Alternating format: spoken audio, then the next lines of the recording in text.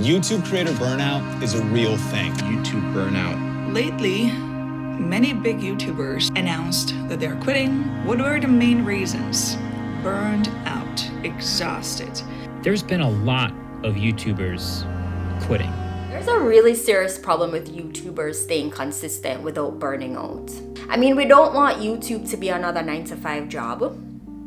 So why is it that we're treating it like one? We want to enjoy making content and not feel pressured and stressed to upload when we want to go on maternity leave, or when we're sick, or when we're already feeling really crappy from our 9-to-5 jobs and we just need a break. YouTube is supposed to give us more freedom, right? But the algorithm rewards consistency, which means posting regularly. Did you know that it can take up to 3 years to recover from burnout? I was totally burnt out from my job. I left for 6 months, went back, wasn't completely recovered. I didn't know that. But I went back to the same company that I got burnt out from in the first place. Like, how insane is that?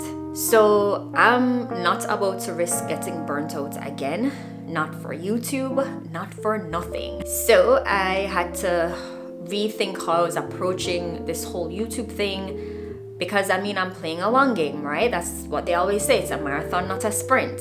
So one of the things I started doing is engaging more with my audience, right?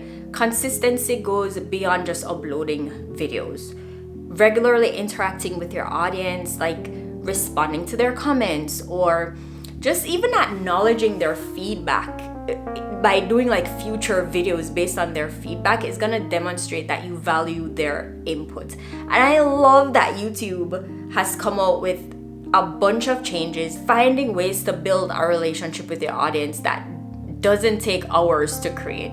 I love that for YouTube, and I'm loving that for me too. I was feeling really drained of my motivation, and then I watched this video by Alexa. I think it's Sarah Noja, but she did this video and she said something that really resonated with me. She talked about setting goals based on actions that you can control. So the things like the subscriber counts and the views and all of that stuff is based on an algorithm. It's based off of factors that are completely outside of your control. So setting goals around your actions, like posting a certain amount of times every week, those are the types of things that you can actually directly influence. And so that reduces your level of frustration when you're actually feeling accomplished based on your efforts, based on an actual predictable outcome. So since I've been looking at it from that point of view, I've been less stressed and I felt less pressure, because now my goals aren't based off of metrics that I can control. And I feel less disappointed too, because I know I'm saying 2 videos a week and I've been doing 2 videos a week. How have I been able to maintain posting 2 videos a week?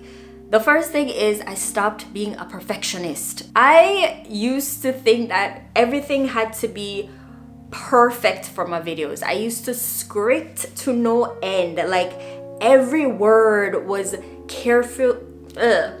This is why I used to follow a script, because I stumble over my words, but every word used to be carefully curated and crafted. It would take me a long time to prepare the perfect script. Then it had to be the perfect sunny day, right? For me to film a video. One of the things that was having me feel a little burned out is there was a lot of the process of making content that I didn't enjoy, but I felt that I had to do. I was so tired of editing.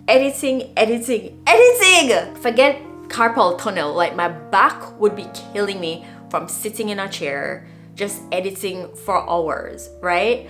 And so realizing that I don't actually love the process of editing. I just don't do the massive amount of editing that I used to do in the past. And then the next thing is staying in my lane and not trying to compete with bigger channels. I'm really just focused on my unique journey and figuring out what my style is. I thought I had to do videos in a certain way to get views. There's so many people on this platform who actually find success when they do something that's a little bit different from what everybody else has decided to do, because that way they end up standing out. And on top of that, I was trying to be on every platform. I was on Instagram and Facebook and YouTube, and then I even started a TikTok account, right? And I wasn't able to keep up with posting on so many platforms.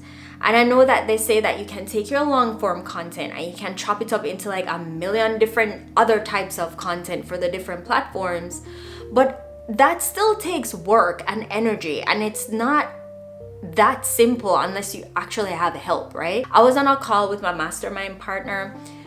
She works for an influencer, and she was just telling me that all these bigger content creators and influencers and these people, they actually have support, right? They actually have a team. They have people to manage their social media. They have people to edit their videos. So why are we trying to compete with that, right? It makes no sense to try to compete with this huge machine if you're a smaller channel. So stay in your lane. That's what I'm doing.